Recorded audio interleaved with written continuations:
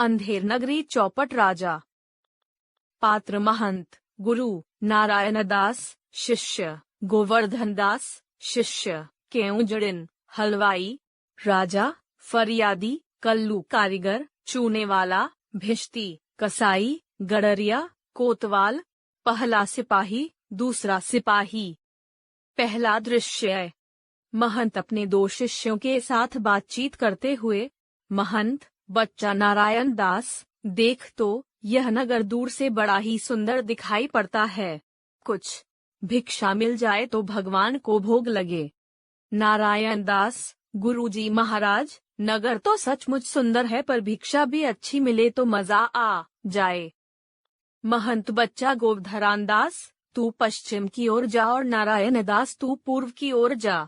जो भी भिक्षा में मिले उसे लेकर जल्दी वापस आना। गुरुजी से आज्ञा लेकर दोनों शिष्यों का जाना। गोवर्धन, केऊंजड़िन से भाजी क्या भाव है? केऊंजड़िन, बाबाजी सब भाजी टके सेर है। गोवर्धन, क्या कहा? सब भाजी टके सेर। केऊंजड़िन, हाँ हाँ सब भाजी टके सेर। गोवर्धन, वाह वाह बहुत खूब, यहाँ सब भाजी टके सेर है। आगे जाना। गोवर्धन, हलवाई से मिठाई क्या भाव है? हलवाई, सब टके सेर। गोवर्धन, सब मिठाई टके सेर। लड्डू पेड़ा बर्फी। हलवाई, हाँ हाँ सब टके सेर है। कहिए बाबाजी आपको क्या चाहिए? गोवर्धन, क्यों बच्चा, इस नगरी का नाम क्या है? हलवाई, बाबाजी इस नगरी का नाम अंधेर नगरी है। गोवर्धन, यहाँ के ए राजा का नाम क्या है? हलवाई, चौपट राजा। गोवर्धन, वाह क्या बात है, अंधेर नगरी चौपट राजा। टके सेर भाजी, टके सेर खाजा। हलवाई, बाबाजी आप क्या लेंगे? गोवर्धन, बच्चा भिक्षा में 7 पैसे लाया हूँ, 3.5 सेर मिठाई दे दो। गोवर्धन का महंत और नारायण दास के पास लौटना। महंत, बच्चा गोवर्धन दास, भिक्षा तो अच्छी मिल गई दिखती है, गठरी भारी लग रही है। गोवर्धन, गुरुजी महाराज 7 पैसे भिक्षा में मिले थे, 3.5 सेर मिठाई ले ली है। महंत, 7 पैसे में 3.5 सेर मिठाई? गोवर्धन, गुरुजी महाराज यहाँ हर मिठाई टके सेर मिलती है। नारायण दास, मैंने आपसे कहा तो था गुरुजी। महंत, हाँ बच्चा, मुझे ही यकीन नहीं हो रहा था। यह कौन सी नगरी है? यहाँ का राजा कौन है? गोवर्धन, अंधेर नगरी चौपट राजा। टके सेर भाजी, टके सेर खाजा। महंत, बच्चा जिस नगरी में टके सेर भाजी और टके सेर खाजा बिकता हो, वहाँ रहना ठीक नहीं है। हमें इस स्थान को क्षण भर की देरी किए बिना छोड़ देना चाहिए। गोवर्धन, गुरुजी महाराज यहीं टिकिए, यहाँ भिक्षा भी अच्छी मिलती है और सब कुछ टके सेर है, खूब मौज करेंगे। महंत, बच्चा इस नगरी को छोड़ देने में ही समझदारी है, मेरी बात मान ले नहीं तो पीछे पछताएगा। गोवर्धन, गुरुजी महाराज मैं यहीं रहना चाहता हूँ। महंत, मैं यहाँ से जा रहा हूँ। बच्चा अपना ध्यान रखना, कभी संकट पड़े तो गुरु महाराज को याद करना। गोवर्धन, प्रणाम गुरुजी। महंत का नारायण दास के साथ प्रस्थान।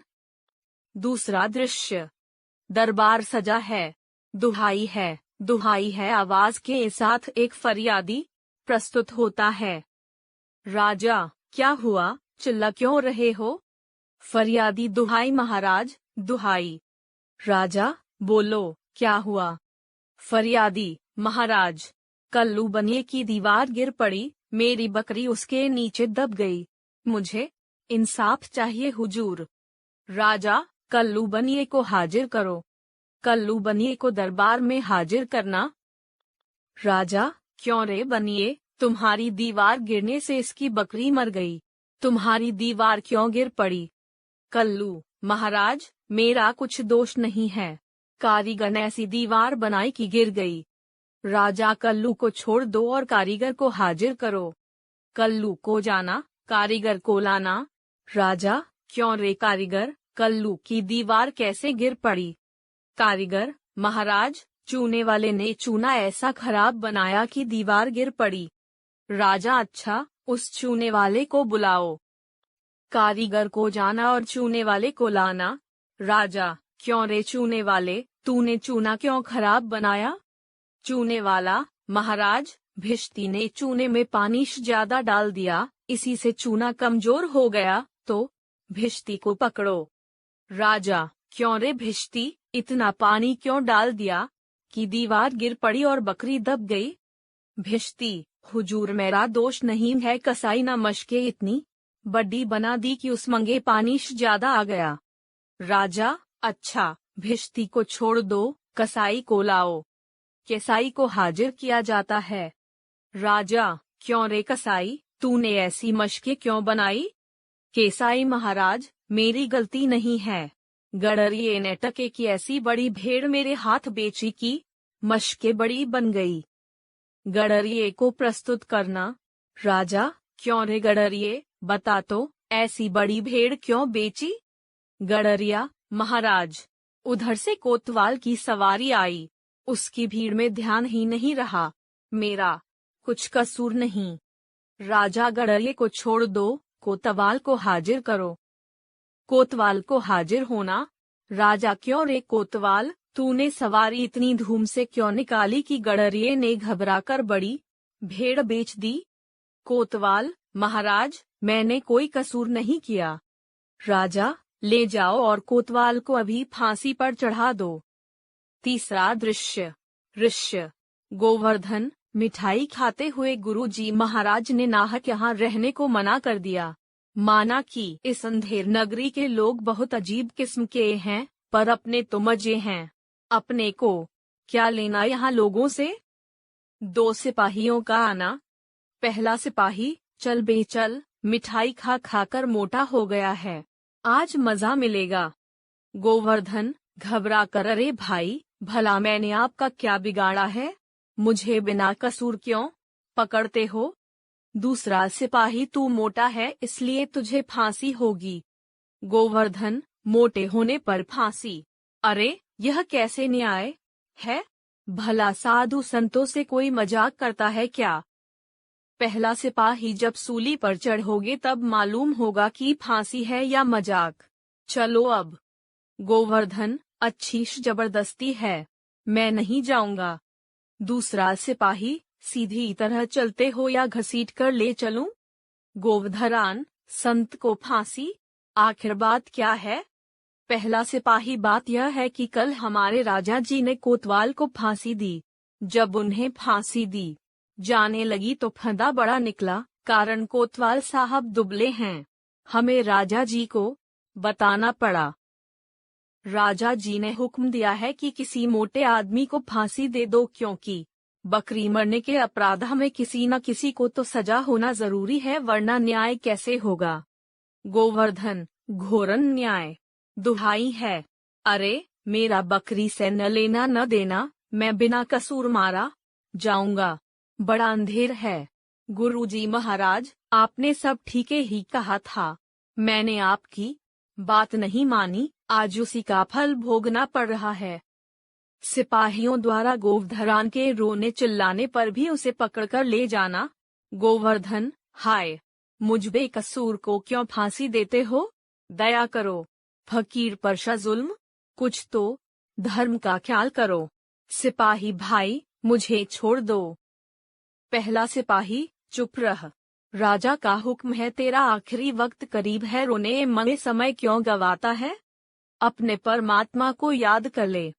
गोवर्धन, हाय, मैंने अपने गुरु महाराज का कहना नहीं माना, उसी का फल भोगा है। गुरुजी, मुझे क्षमा कर दो।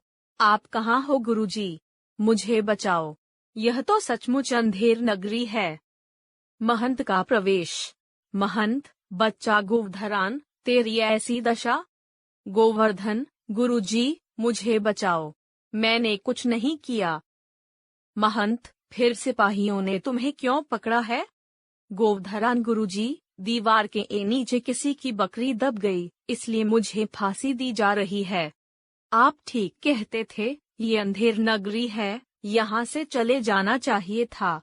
मुझे बचाओ, गुरुजी महाराज। महंत, बच्चे, चिंता मत करो, नारायण सब ठीक कर देंगे। महंत, सिपाहियों से सुनो, मुझे अपने शिष्य को अंतिम उपदेश देने हैं। तुम लोग जरा किनारे हो जाओ। देखो, यदि कहना नहीं माना तो तुम्हारा भला न होगा। सिपाही, नहीं नहीं महाराज, हम किनारे हो जाते हैं, आप उपदेश दीजिए। सिपाहियों का हटना, गुरुजी का चेले के कान में कुछ कहना। गोवर्धन, तब तो गुरुजी महाराज, मैं ही फांसी पर चढ़ूंगा, अभी चढ़ूंगा। महंत, नहीं बच्चा, हम बूढ़े हुए, हमको चढ़ने दो। गोवर्धन, स्वर्ग जान मंगे क्या बढ़ुआ, क्या जवान। आप तो सिद्धा हैं, आपके यहाँ स्वर्ग नरक से क्या। फांसी पर तो मैं ही चढ़ूंगा। दोनों में बहस जारी है। सिपाही आश्चर्यचकित एक दूसरे को देखते हैं। राजा, मंत्री और कोतवाल आते हैं। राजा, सिपाही से यह क्या हो रहा है। सिपाही, महाराज, शिष्य कहता है फांसी पर मैं चढ़ूंगा, पर गुरु कहता है मैं फांसी पर चढ़ूंगा। कुछ मालूम नहीं, आखिर बात क्या है। राजा, गुरुजी से बाबाजी, भला आप क्यों फांसी चढ़ते हैं। महंत, महाराज, इस समय ऐसी शुभ घड़ी है, जो मरेगा सीध स्वर्ग जाएगा। मंत्राई, तब तो हम ही फांसी पर चढ़ेंगे। गोवर्धन, अरे वाह, फांसी का हुक्म तो हमें हुआ है, फिर आप क्यों चढ़ेंगे। कोतवाल, भला हमारे होते आप क्यों लटकेंगे, हमारे कारण ही तो दीवार गिरी है। बकरी दबने के कारण जब हम हैं तो फांसी हमें ही चढ़ाया जाएगा। राजा, सबके सब चुप रहो, भला राजा के जीते जी और को न स्वर्ग जा सकता है, हमें फांसी पर चढ़ाया जाए, जल्दी जल्दी। राजा को फांसी पर चढ़ाया जाता है। महंत शिष्य को दूसरी तरफ ले जाते हुए